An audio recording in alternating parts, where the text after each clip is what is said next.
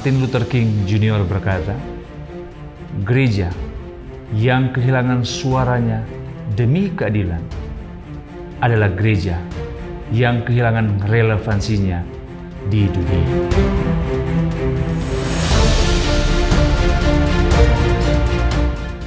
Sebab supremasi hukum harus digenapi, meski dicengkram zaman yang tidak pasti.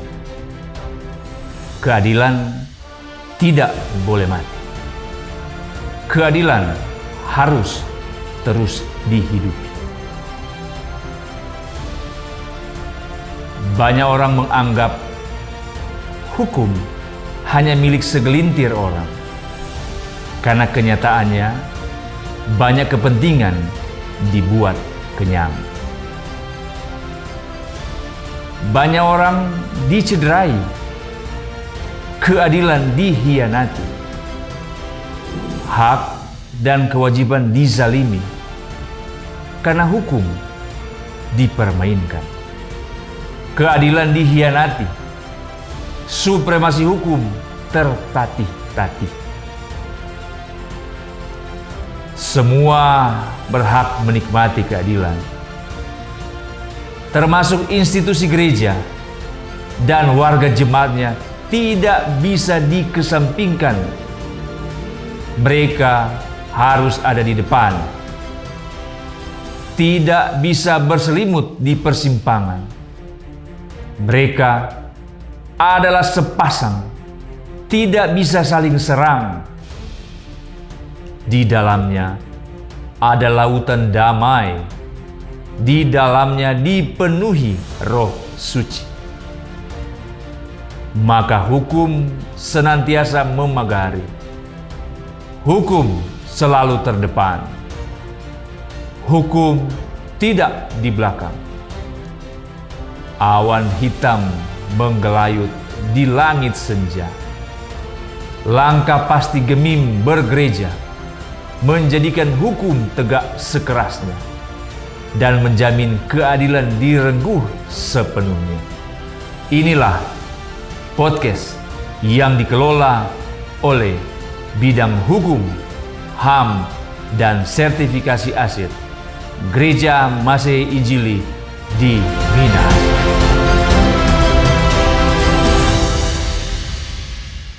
Shalom, Sobat Rumah Hukum, dimanapun Anda berada. Kali ini kita akan memulai podcast yang sudah digagas oleh Bidang Hukum, HAM, dan Sertifikasi Aset Sinode Gemim, yang tak kalah pentingnya dalam rangka untuk mengedukasi, tak kalah pentingnya untuk membuat jemaat di Gemim, di seantero Gemim, menjadi cakap lebih kapabel menyangkut hukum dan problematikanya. Dan saat ini tamu yang sudah ada di depan saya bukan sembarang tamu, tetapi tamu ini adalah Wakil Ketua Bidang Hukum, HAM, dan Sertifikasi Aset Sinode Gemim, yang sangat familiar di seantero Gemim di Sulawesi Utara, sudah terkenal di bidang hukumnya.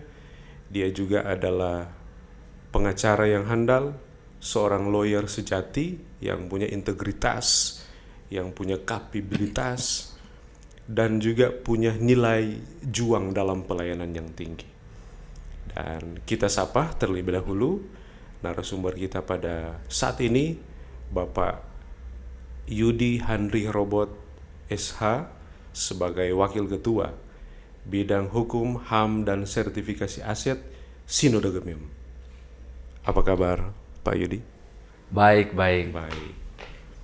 Ini kelihatannya raut muka Pak Yudi lebih ceria dari seperti biasanya, lebih afdol, meskipun dalam situasi saat ini problematika hukum di sana sini semakin membuat masyarakat antipati terhadap hukum.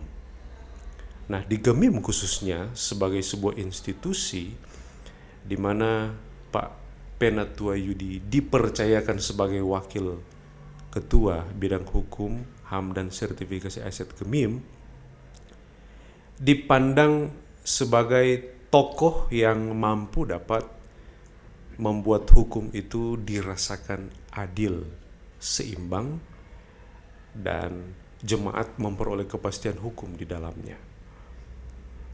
Nah, ini harapan dari semua jemaat, dan juga kami yakin bahwa Pak Yudi dari seantero pelayanan dan kemudian pengalaman, sudah malang melintang di dunia hukum, pengacara kurang lebih 20 tahun, paling tidak punya niat yang tinggi untuk dapat menegakkan hukum sebagaimana mestinya, lebih khusus di institusi Gemim dan juga untuk dan dalam rangka masyarakat Sulawesi Utara tentunya.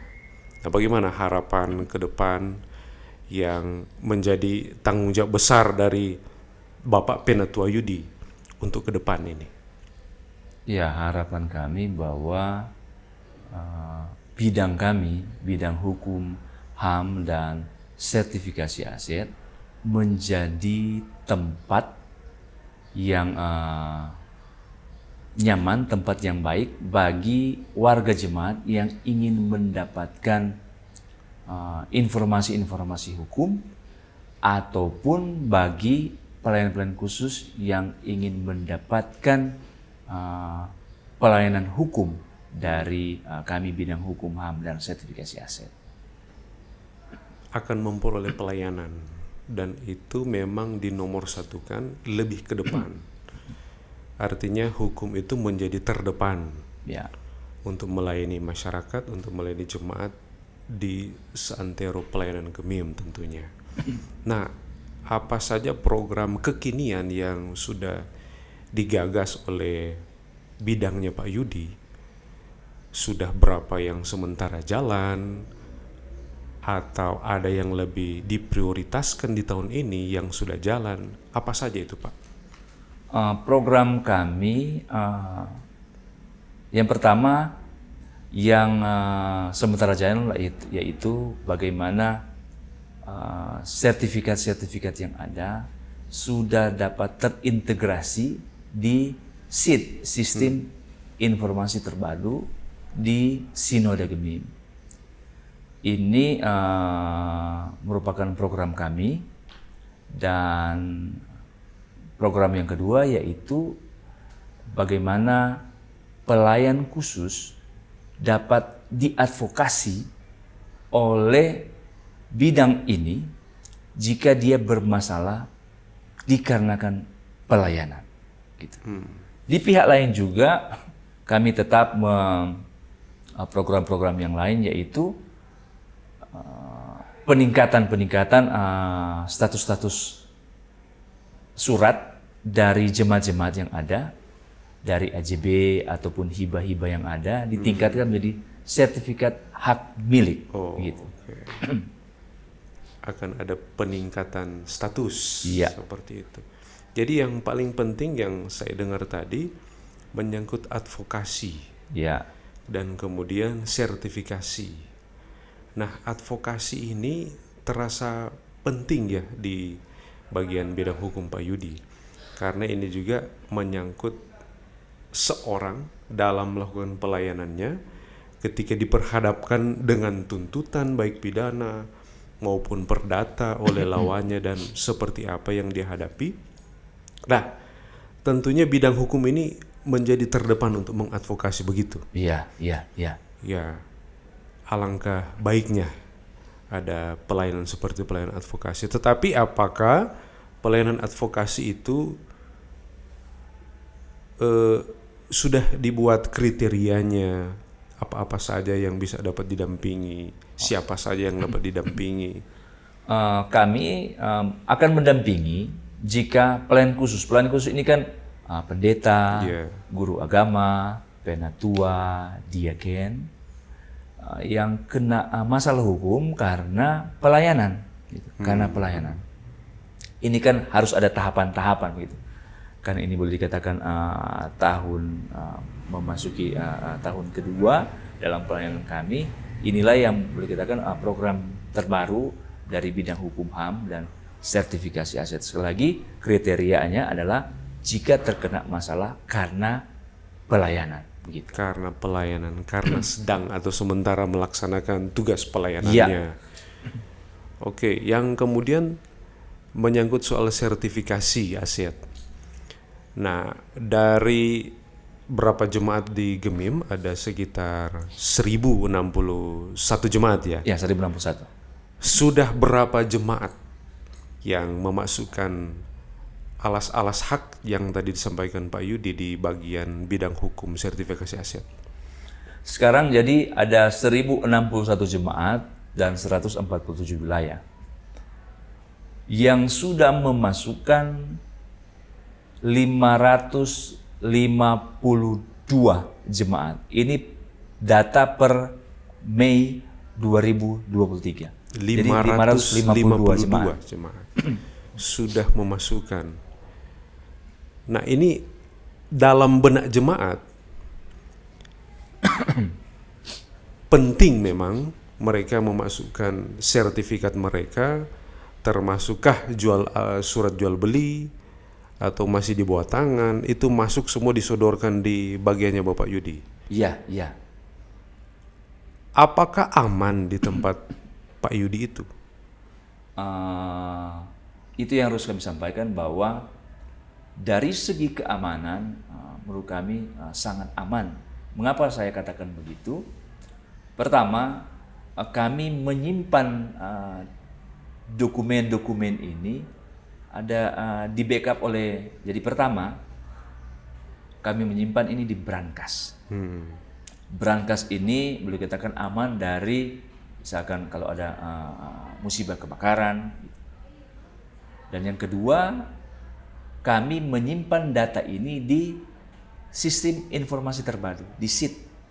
Jadi itu berkas ini di-scan dan dimasukkan di sistem informasi terpadu. Dan ada juga kami copy secara fisik, kopi itu kami simpan. Disimpan dalam brankas. Iya, disimpan. Nah, mengapa ini kami simpan seperti itu? Karena memang selagi dari segi keamanan harus kami prioritaskan bagi seluruh aset-aset ataupun dokumen-dokumen yang ada dari jemaat maupun sinode. Karena pernah terjadi ada jemaat, ketua jemaat datang ke kami, Pak Penatua, bolehkah kami ingin mendapatkan masukan karena sertifikat kami sudah ada pada kami aslinya. Terus saya tanya, ada berarti tidak dimasukkan di sinode? Mohon maaf, memang kami belum masukkan. Lanjut gimana, pendeta? Dikatakan bahwa karena ada musibah banjir, maka dokumen ini hilang. Gitu. Dokumen ini hilang. Nah, kalau dokumen ini hilang dan tidak ada sisilah asli sudah tidak ada, fotokopi sudah tidak ada, cari bagaimana ini? Gitu. Bisa berdampak juga. Iya. Gitu. Oh, seperti ini ada beberapa kasus. Itu contoh saja. Ya, contoh satu kasus tadi.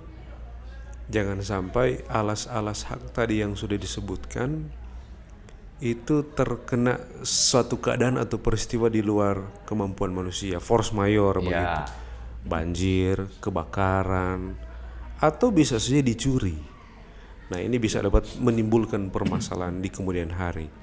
Nah, itu yang diupayakan oleh bagian sertifikasi aset agar supaya dapat mengamankan semua dokumen. Artinya semua dokumen terdokumentasikan di bagiannya sertifikasi aset. Apa memang di bagian sertifikasi aset itu memberi jaminan kepada jemaat bahwa segala sesuatu yang berhubungan dengan aset yang sudah tercover di sinode itu bisa dijamin soal keamanannya, baik masalah hukumnya aman. tidak ada gangguan dan lain sebagainya oleh orang lain. Jadi sekali lagi, kalau dari segi keamanan kami menjamin begitu aman. Ya. Jamin itu aman. Dan di lain pihak juga yang perlu kami sampaikan kepada pemirsa, pada seluruh anggota Jemaat Gemim, bahwa mengapa ini juga harus disimpan di Sinode Gemim, karena memang aset-aset ini merupakan milik dari Gereja Masehi Injili di Minahasa. Mengapa saya katakan begitu? Karena memang sekarang masih banyak jemaat yang mempertanyakan, ini kan kami yang beli. Betul, kami yang beli, tetapi kenapa dokumennya harus disimpan di Sinode Gemim? Nah, perlu kami sampaikan kepada seluruh warga jemaat bahwa sekali lagi bahwa aset-aset ini merupakan milik dari Gereja Masehi Injili di Milik Minahasa, dari Gemim. Oke. karena kamilah yang mempunyai badan hukum. Badan hukum itu hanya ada di Sinode, di Gereja Masehi Injili di Minahasa. Oke. Gitu. Jadi statuta Gemimnya jelas. Iya, Ya cuma Gemim saja. iya. Itu badan hukumnya. Iya, makanya semua sertifikat namanya atas nama Gemim begitu. Iya, Gereja Masehi Injili di Minahasa. Nah, dan perlu disampaikan bahwa kan ada orang mau bertanya begini, Pak, kami yang beli itu. Betul, Iya. kami yang beli, kami yang mencari dana. Nah, yang harus digarisbawahi bahwa jemaat bisa membeli aset-aset ini dikarenakan memakai kop Gereja Masehi Injili di Minahasa. Kalau kan memakai kop lain kan bisa saja tidak akan mendapatkan aset ini, begitu.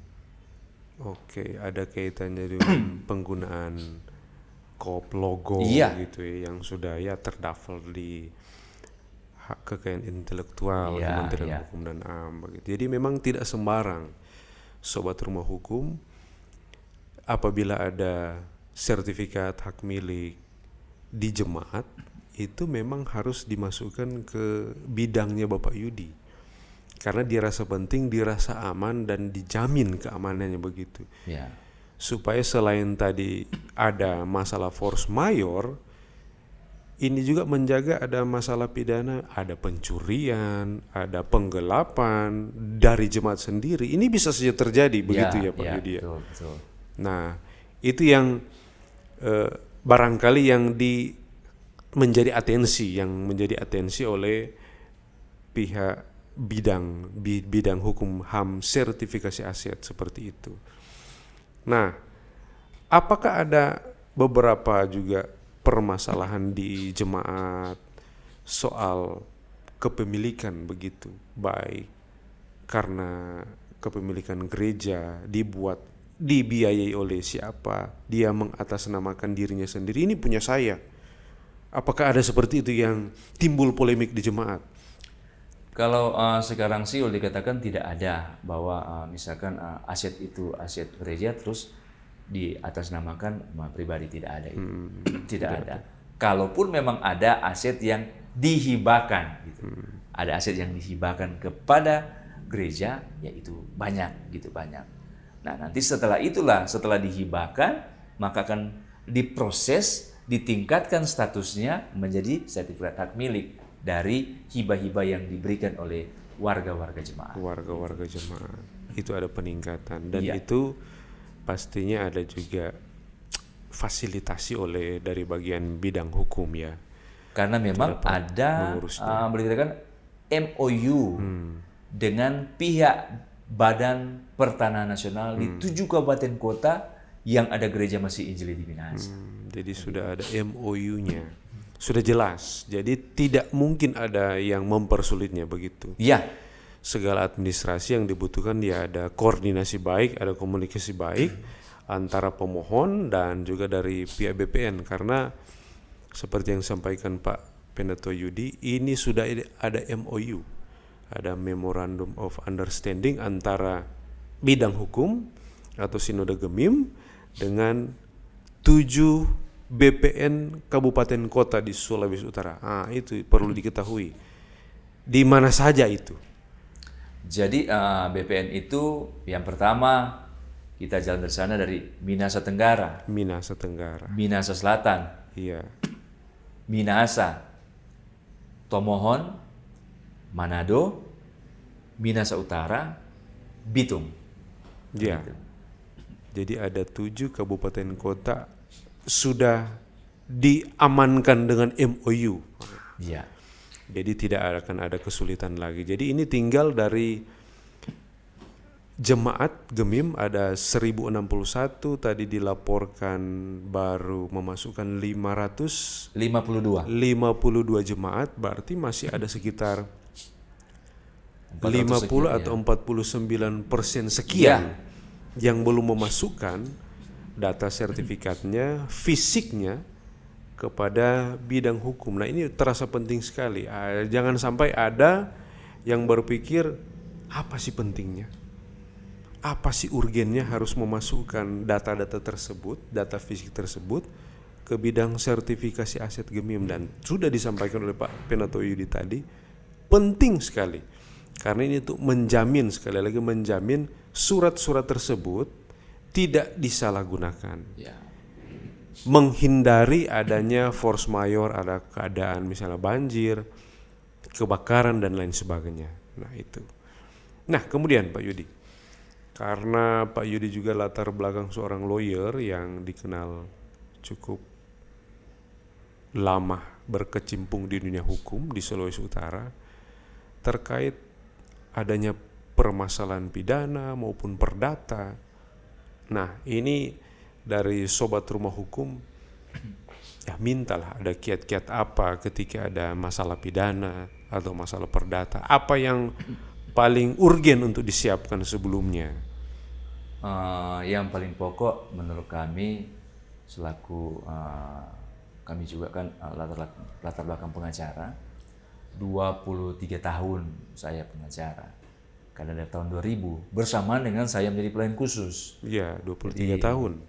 Saya ingat saya dilantik pelayan khusus pertama kali 1 Januari tahun 2000 dan pengacara dilantik Februari tahun 2000. Jadi beriringan ini, beriringan. Nah, perlu kami sampaikan bahwa di bidang kami juga menerima jika ada warga jemaat yang ingin meminta advis, meminta advis hukum, konsultasi hukum dari bidang hukum, HAM dan sertifikasi aset, kami mempunyai komisi hukum, HAM dan sertifikasi aset.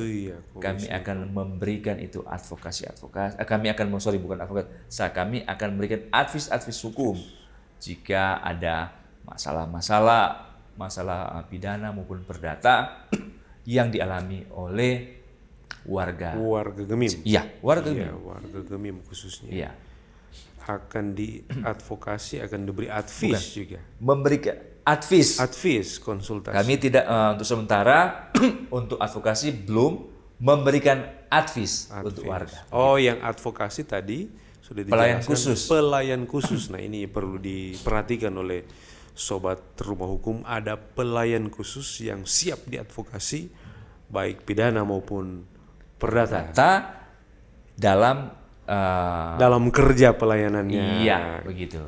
Jadi tidak perlu khawatir, ada teman-teman Pak Yudi yang siap untuk melakukan pendampingan atau advokasi di bidang pidana maupun perdata, khusus dalam pekerjaan pelayanan. Iya.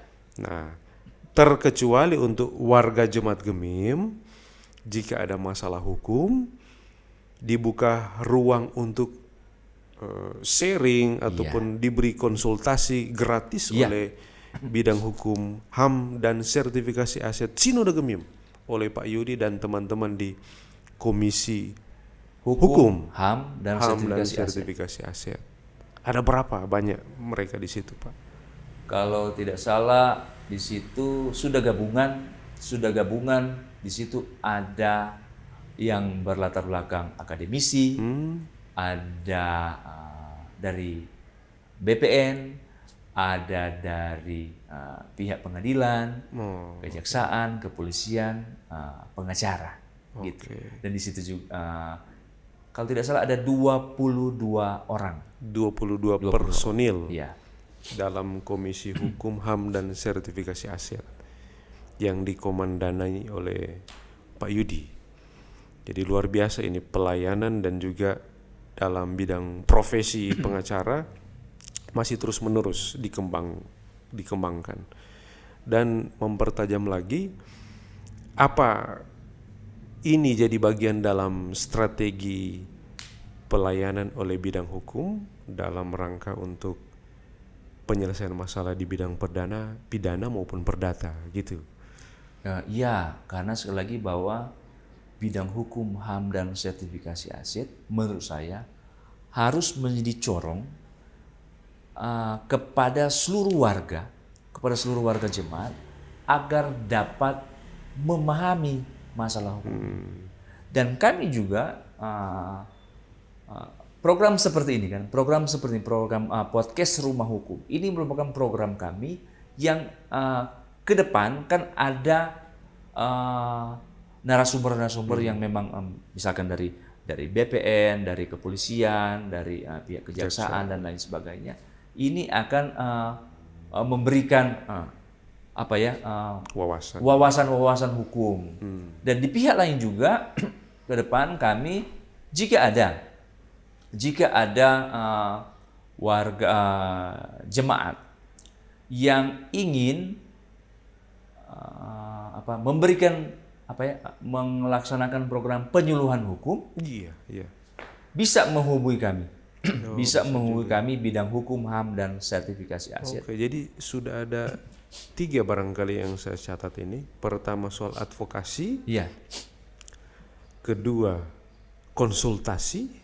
Nah, ini yang ketiga yang terbaru ini, penyuluhan. Nah, mengedukasi lagi. Ini kalau penyuluhan bukan bicara 1-2 orang saja, tetapi banyak orang itu bisa dihadirkan, Pak Yudi. Ya, seperti itu ya? Iya, seperti itu. Karena sekali lagi kerinduan kami bidang hukum, HAM, dan sertifikasi aset ini akan menjadi guru hukum bagi seluruh warga. Karena memang masih banyak warga jemaat yang memang belum paham hukum.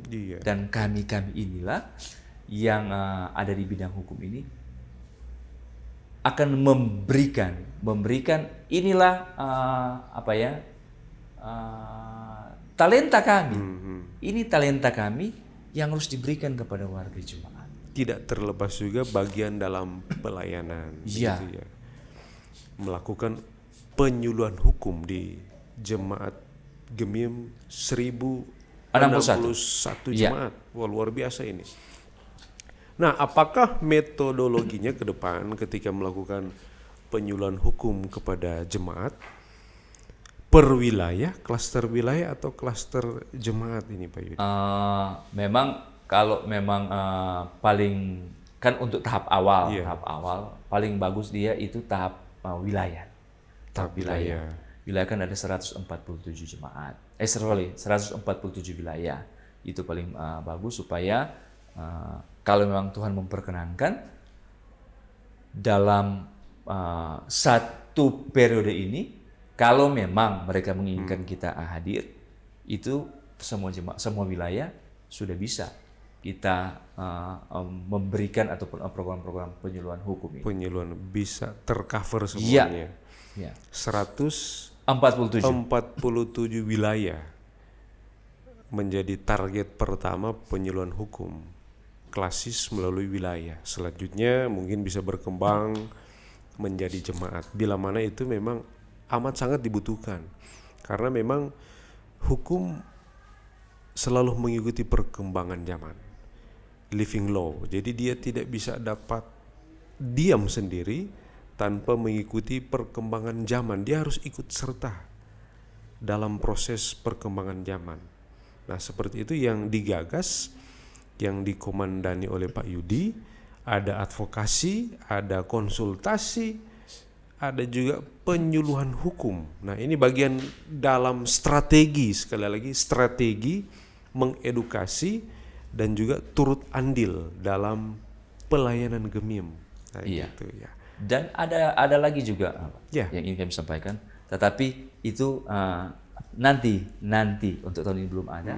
Nanti kami akan melaksanakan, karena memang ini podcast ini kan podcast Rumah Hukum dibuka dan kami sebagai narasumber yang pertama, kami ingin menyampaikan bahwa ke depan kami juga kerinduan kami akan melaksanakan program paralegal, program paralegal, agar supaya banyak orang akan menjadi ke depan bisa menjadi apa ya? Melek hukum. Iya, melek hukum, lebih paham. Biarpun orang bukan berlatar belakang Sarjana hukum. sarjana hukum, tapi dia pada akhirnya bisa memahami dan bisa menjadi, boleh dikatakan fasilitator lah Iya, di luar biasa itu. lingkungannya gitu. Bagus juga itu. Sesuai dengan perkembangan zaman yang sudah sekarang kan teknologinya super cepat. Ya, ya. Dengan adanya bantuan AI, dengan adanya Google, hampir semua menyangkut hukum itu sudah tersiar secara lebar di dunia maya.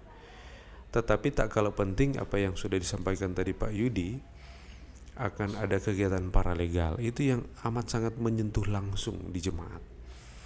Karena kegiatan paralegal ini membentuk para warga jemaat semakin kritis. Dan kemudian selain itu mereka semakin bijak.